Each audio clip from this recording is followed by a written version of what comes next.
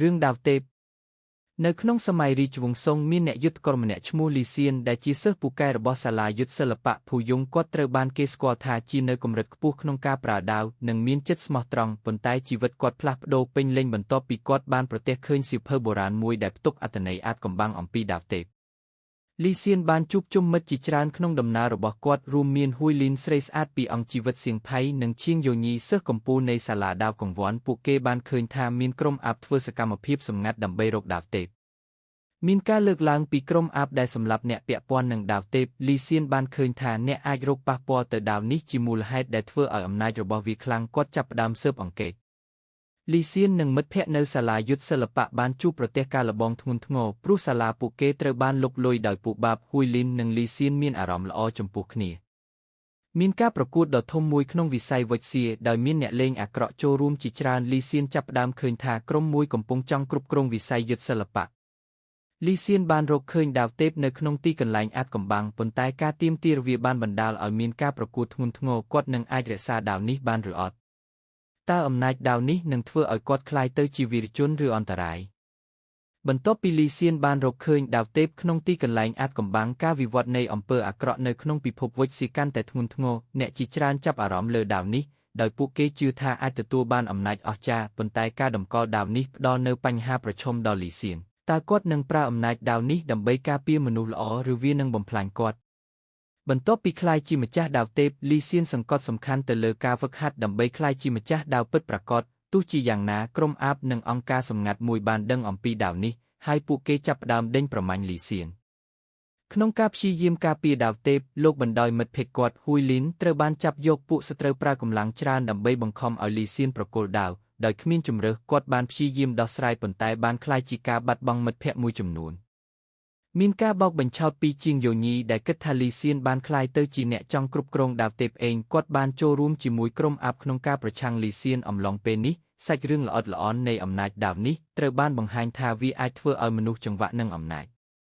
មានការប្រកួតដ៏សាហាវមួយកើតឡើងនៅលើភ្នំខលុនសានដែលជាកន្លែងដែលមានការប្រកួតប្រជែងរវាងអំពើល្អនិងអំពើអាក្រក់លីសៀនត្រូវបានចាំបាច់ប្រើដាវទេពដោយពេញលេញប៉ុន្តែការប្រើវាបានធ្វើឲ្យគាត់មានបញ្ហាពីសុភមង្គលផ្ទាល់ខ្លួនបន្ទាប់ពីប្រកួតយ៉ាងខ្លាំងលើកណ្ដាលភ្នំខលុនសានលីសៀនបានអាចយកឈ្នះសត្រូវចម្បងប៉ុន្តែគាត់សម្រេចចិត្តកំទេចដាវទេពទៅវិញដើម្បីបញ្ចប់ភាពចង់បានអំណាចក្នុងពិភពវុជសៀនេះបានធ្វើឲ្យមានការបែកបាក់ទំនាក់ទំនងរបស់គាត់ជាមួយមិត្តភក្តិទាំងអស់ចុងបញ្ចប់គាត់បានបាត់ខ្លួនហើយអ្នកទាំងអស់នៅក្នុងពិភពវុជសៀបានសួរថាតើវីរបុរសដែលចូលចិត្តសន្តិភាពនឹងត្រឡប់មកវិញឬទេបន្ទាប់ពីលីសៀនបានបំបែកដាវទេពនិងបាត់ខ្លួនការគំរាមកំហែងនៅក្នុងពិភពវុជសៀមិនទាន់ចប់សោះទោះដាវនោះត្រូវបានកំទេចក៏ដោយក្រុមអាបនិងអង្គការសម្ងាត់នៅតែជឿថាអំណាចដាវមិនអាចបាត់បង់យ៉ាងងាយចំណែកឯលីសៀនគាត់បានសម្រេចចិត្តរស់នៅជាសាមញ្ញដើម្បីលាក់ខ្លួនពីសង្គ្រាមតែអតីតភាពគាត់មិនអាចឲ្យគាត់រស់ដោយស្ងៀមស្ងាត់បាន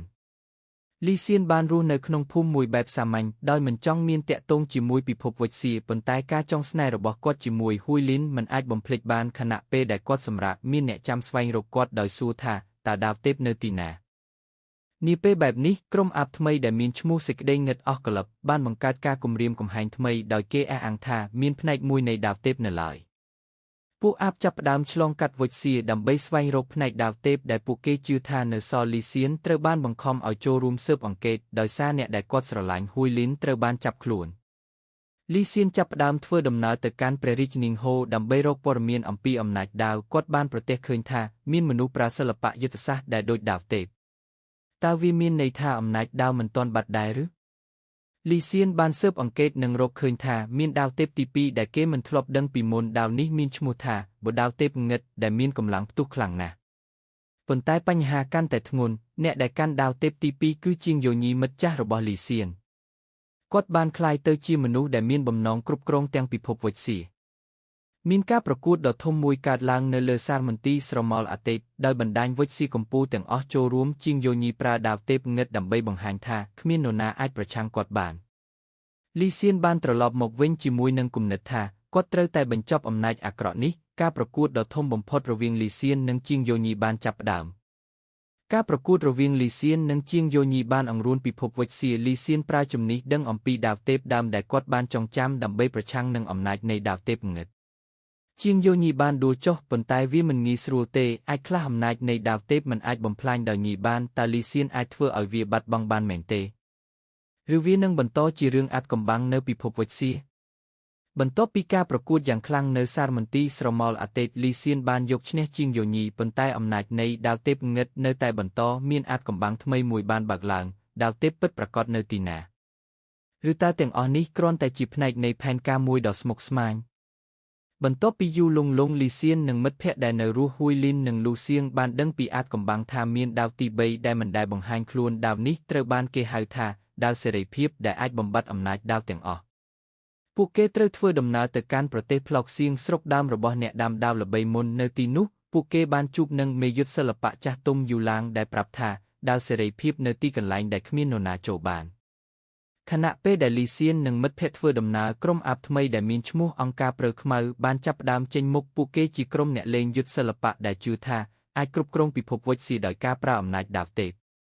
ក្នុងអំឡុងពេលនេះជាងយោញីដែលត្រូវបានគេគិតថាបានចាញ់និងបាត់បង់អំណាចឥឡូវក្លាយជាមេដឹកនាំអង្គការព្រឺខ្មៅគាត់មិនទាន់ចាញ់នៅឡើយទេបញ្ហាដ៏ធំបំផុតគឺហួយលីនមិនអាចទុកចិត្តលីសៀនបានទៀតដោយសារគាត់ជឿថាការរកដាវសេរីភាពអាចជាសុបិនបោកនេះបានបណ្ដាលឲ្យការបែកបាក់នៅក្នុងក្រុមជាងយោញីនិងអង្គការព្រឺខ្មៅបានប៉ះពាល់ដល់ប្រាសាទទេពបូជាដែលជាកន្លែងមានដាវសេរីភាពមនុស្សទាំងអស់នៅពិភពវិទ្យាបានដឹងថាវាហើយនេះជាការប្រកួតចុងក្រោយលីសៀនប្រឆាំងជាងយោញីលើកចុងក្រោយលើកនេះជាងយោញីប្រើអំណាចដាវទេពទាំងពីរប៉ុន្តែលីសៀនប្រើគន្លឹះថ្មីដែលគាត់បានរៀនពីអ្នកចាស់ទុំការប្រកួតនៅតែបន្តយ៉ាងសាហាវបន្ទាប់ពីការប្រកួតដ៏សាហាវជាងយោញីត្រូវបានចាញ់ពិតប្រាកដប៉ុន្តែមានបញ្ហាថ្មីដាវទេពទាំងអស់បំផុសអំណាចចេញមកវិញដោយអាចបំផ្លាញពិភពវិទ្យាលីសៀនត្រូវជ្រើសរើសប្រើដាវសេរីភាពដើម្បីបំបត្តិអំណាចទាំងអស់ប៉ុន្តែវាមានផលប៉ះពាល់ដល់គាត់ផ្ទាល់រក្សាដាវទេពដើម្បីស្វែងរកវិធីប្រើវាបានល្អលីសៀនបានជ្រើសរើសបំបត្តិអំណាចនៃដាវទេពដាវទាំងអស់បានបាត់បង់សមត្ថភាពរបស់វាហើយពិភពវិទ្យាត្រឡប់ទៅជាសុភមង្គលប៉ុន្តែវាមិនមែនជាការចប់សម្រាប់លីសៀននោះទេ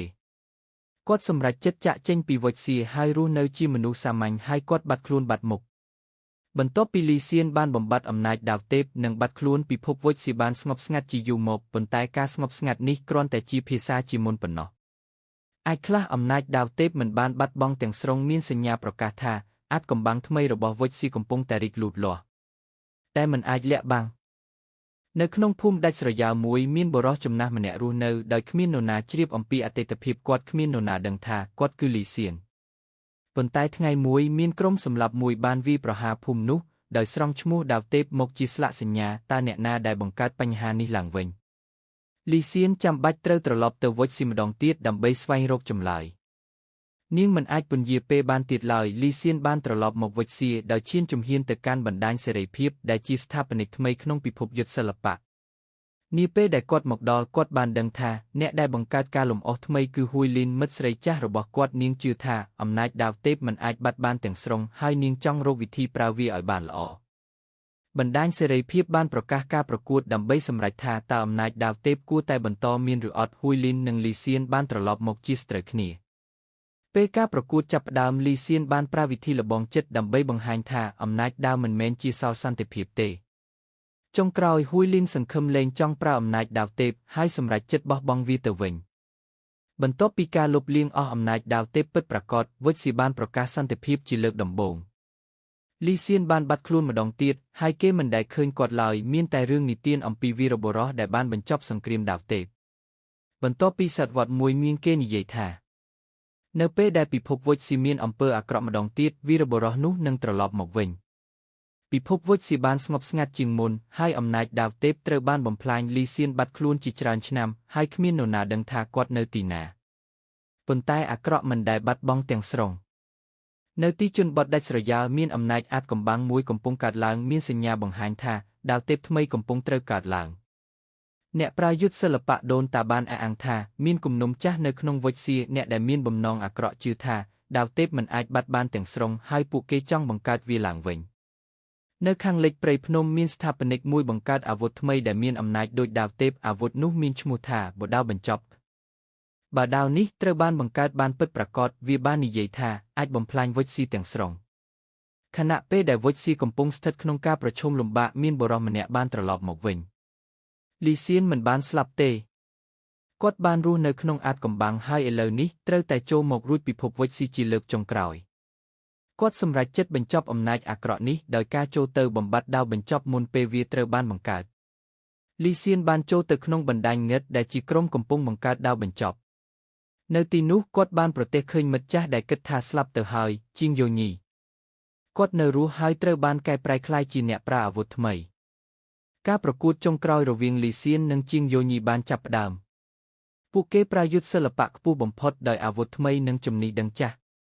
ប៉ុន្តែលីសៀនមិនប្រើដាវទេគាត់ប្រើតែចំណេះដឹងបុរាណដើម្បីបំបែកដាវបញ្ចប់ជាងយោញីបានស្លាប់ក្នុងការប្រកួត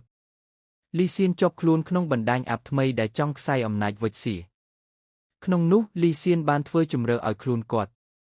ប្រើអំណាចលុបបំបាត់អាវុធទាំងអស់ជាមួយខ្លួនគាត់ចាក់ចេញតាមវិធីធម្មតានិងទុកអំពើអាក្រក់នេះបន្តគាត់បានសម្រេចចិត្តបំបត្តិអាវុធទាំងអស់ហើយនោះមានន័យថាគាត់អាចនឹងបាត់បង់ជីវិតផងដែរបន្ទាប់ពីលីសៀនបានបំផ្លាញដាវបញ្ចប់អាវុធទាំងអស់នៃវុចស៊ីបានបាត់បង់អំណាចលីសៀនបានបាត់បង់ក្នុងការផ្ទុះនោះគ្មាននរណាដឹងថាគាត់រស់នៅទេហើយវុចស៊ីបានចាប់ផ្ដើមថ្មីដោយគ្មានដាវទេពទៀតទេប៉ុន្តែបន្ទាប់ពីជាច្រើនឆ្នាំអ្នកប្រើយុទ្ធសិល្បៈខ្លះបាននិយាយថានៅចុងភ្នំចាស់មួយមានអ្នកអាយុកាន់តែច្រើនរស់នៅគេនិយាយថាគាត់ចាស់ណាស់ហើយអាចនិយាយអំពីវុចស៊ីដើមតើវាមានន័យថាបន្ទាប់ពីលីសៀនបានបំបត្តិអំណាចដាវទេពនិងដាវបញ្ចប់ពិភពវុចស៊ីបានស្ងប់ស្ងាត់ជាលើកដំបូងក្នុងប្រវត្តិសាស្ត្រមនុស្សសាមញ្ញអាចរស់នៅដោយគ្មានការភ័យខ្លាចពីអាវុធអស្ចារ្យទៀតបន្ទាប់ពីចំនួនចុងក្រោយគ្មាននរណាចាំលីសៀនបានទៀតគាត់បានបាត់បង់ក្នុងប្រវត្តិសាស្ត្រប៉ុន្តែបានរស់នៅដោយសុវត្ថិភាពបន្ទាប់ពីលីសៀនបានបំបត្តិអំណាចដាវទេពនិងដាវបញ្ចប់ពិភពវុចស៊ីបានស្ងប់ស្ងាត់ជាលើកដំបូងក្នុងប្រវត្តិសាស្ត្រមនុស្សសាមញ្ញអាចរស់នៅដោយគ្មានការភ័យខ្លាចពីអាវុធអស្ចារ្យទៀត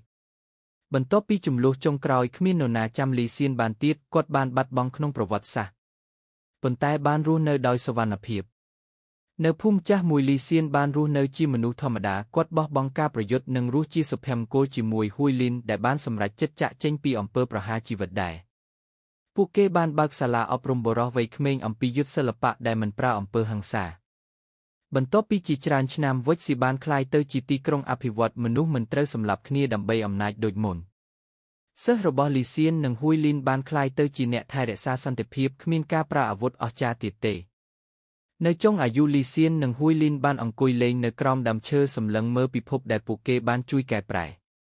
ពួកគេដឹងថាពិភពវុចស៊ីបានស្ងប់ស្ងាត់ហើយអាពាហ៍ពិពាហ៍របស់ពួកគេបានក្លាយជាការបង្រៀនសម្រាប់ជំនាន់ក្រោយនៅក្នុងទីនោះកុមារច្រើនបានរត់លេងក្នុងសាលាផ្នែកយុទ្ធសិល្បៈដែលពួកគេបង្រៀនលីសៀនបិទភ្នែកជាមួយនឹងស្នាមញឹមគាត់ដឹងថាបេសកកម្មរបស់គាត់បានបញ្ចប់ហើយពិភពវុចស៊ីមិនមានដាវទេពទៀតទេមានតែសុភមង្គលនិងសិល្បៈចាស់ដែលមិនប្រើអំពើហិង្សាវីរបុរសបានរស់នៅដោយសុភមង្គលជាចុងក្រោយ